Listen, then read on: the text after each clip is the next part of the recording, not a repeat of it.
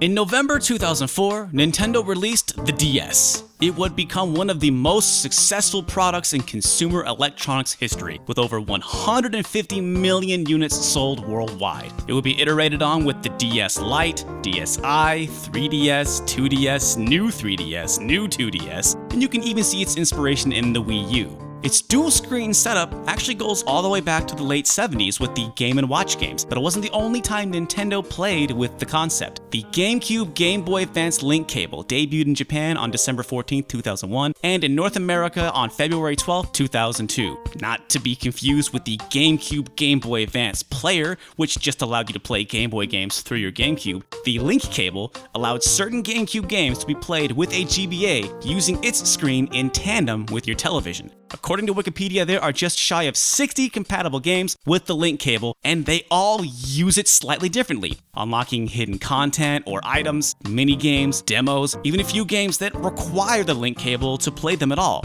Welcome to Punching Weight, the show that celebrates the weird, ambitious, and unnecessary, and we're digging through our GameCube and Game Boy Advance collection to see what kind of secrets are hidden behind the GameCube Game Boy Advance Link Cable.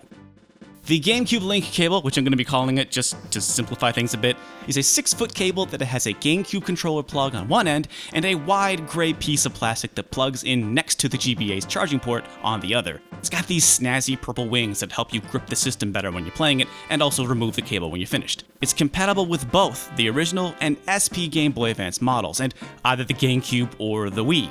Many third-party cables exist, but we just happen to have 2 official Nintendo cables, so that's what we're going to be using for this video, not that it probably makes any kind of difference. The N64 Rumble Pack and the Game Boy Transfer Pack were bundled with Star Fox 64 and Pokemon Stadium respectively. The GameCube Link Cable was no different, so since it was bundled with The Legend of Zelda: The Four Swords Adventures, let's start with that game.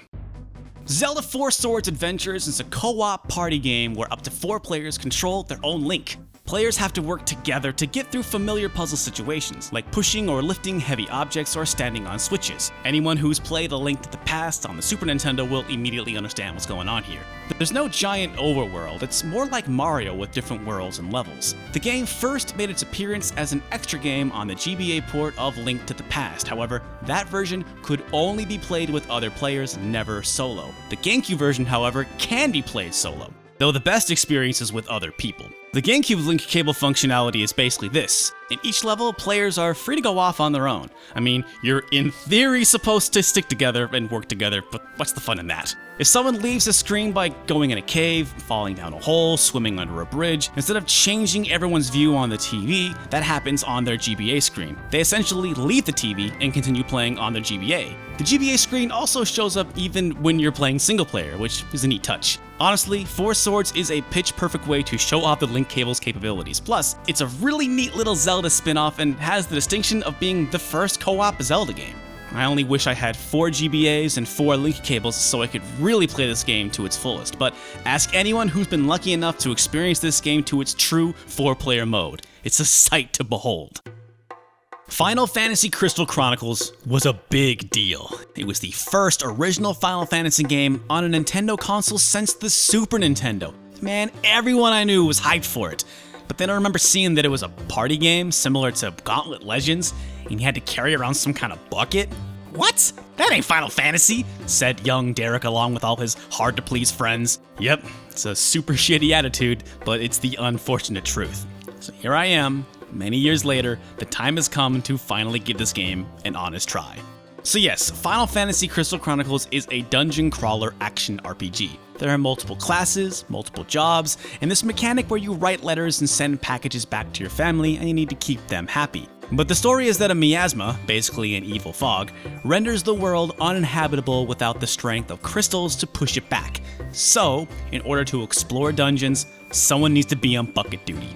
It's a concept that doesn't really sound that great on paper, and playing solo I found it kinda boring. Unfortunately, you need GBAs and link cables to even play 2-player, and it's not the best party game really. It's a lot to take in when you just jump right into it. The menus are a little confusing, but the base game is pretty simple and a lot of fun with other people. The intended way is for everyone to already have characters and import them into the game from separate memory cards, and I bet that's a lot of fun. It's a pretty good looking game for the system with a striking art style, but requiring the GBA and the link cables to play multiplayer probably limited its appeal. But it's another reminder that just because something is different doesn't necessarily mean it's bad.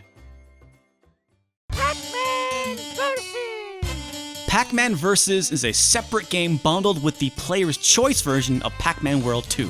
I was bamboozled into thinking that there was a standard box for it on eBay, and if there is, this ain't it. It's just a cover printed on normal printing paper in a standard DVD case. So I've not ever actually played Pac-Man World 2, but that's not why we're here. Pac-Man Vs. is a game where one player plays as Pac-Man and 3 people play as ghosts. The gimmick is that the 3 ghosts can only see a portion of the board, whereas Pac-Man, playing off of the GBA, can see the entire board. It's harder than you'd think to track Pac-Man down, but he pakus a trail of light behind him, and the ghosts can collect the fruit, which widens their field of view so they can spot him easier. If Pac-Man gets caught, the ghost who caught him gets some points, and they swap controllers and get to be Pac-Man next. First to either 7, 10, or 15,000 points wins. Mario gives narrated play-by-play, which is kinda weird until you remember that, yeah, this is a Nintendo exclusive. There's a wide variety of boards. Overall, it's an amazing party game with a lot of replayability. While I was playing this, I was thinking, wow, why didn't this come to the Wii U? And then I remembered Luigi's Ghost Mansion, a minigame in Nintendo Land, is extremely similar. But let's be real here. Luigi's Mansion is great and all, but it don't beat no Pac-Man. Metroid Prime and Metroid Fusion. I think this one's pretty well known. By linking the 2 games together, you can unlock the ability to play the original classic NES Metroid, and once you have a completed game, that snazzy teal-colored fusion suit. I thought this was interesting. The look of the fusion suit changes color in the game. Here's Fusion Suit Samus at the end of Prime, and here's Fusion Suit Samus at the beginning of Prime. Fun fact, the fusion suit unlocks automatically on completion in the Metroid Prime Trilogy version for the Wii, but the original NES Metroid was removed. I mean, why give it away for free when they could charge you 500 Wii points on the Virtual Console? Now, here's the weird part. Neither follow-up Metroid Zero Mission or Metroid Prime 2 Echoes have extras linking to the GameCube. Linking Zero Mission and Fusion via GBA cables unlocks a picture gallery in Zero Mission, but I guess by the time those Metroid games came out, Nintendo was moving on to other things. 1, 2, 3, 4. Like we said at the top, there are dozens of games that use the GameCube Link Cable, like Animal Crossing, Phantasy Star Online, Mario Golf, Fire Emblem, lots of Pokemon games. Maybe one of these days I'll figure out what the hell that Tingle Tracker thing in Wind Waker is, and finally see what them Sonic Adventure Chows are all about. So many games, never enough time. And this is just one of many fascinating Nintendo peripherals. We could talk for hours about this stuff. Well hey, let's wrap this up. If you have any weird, ambitious, or unnecessary games or peripherals you'd like to see on Punching Weight, let us know in the comments below. Or hey, if you'd like to donate anything, we've got a P.O. box. We will gladly take your weird video game stuff off your hands. Stop Skeletons from Fighting is a Patreon-supported show and is made possible with every one of the radical people here. If you'd like to join their ranks, click the Patreon logo and pledge what you can. Be sure to check out our other videos and the Punching Weight playlist. Thank you so much for watching. Stay powerful.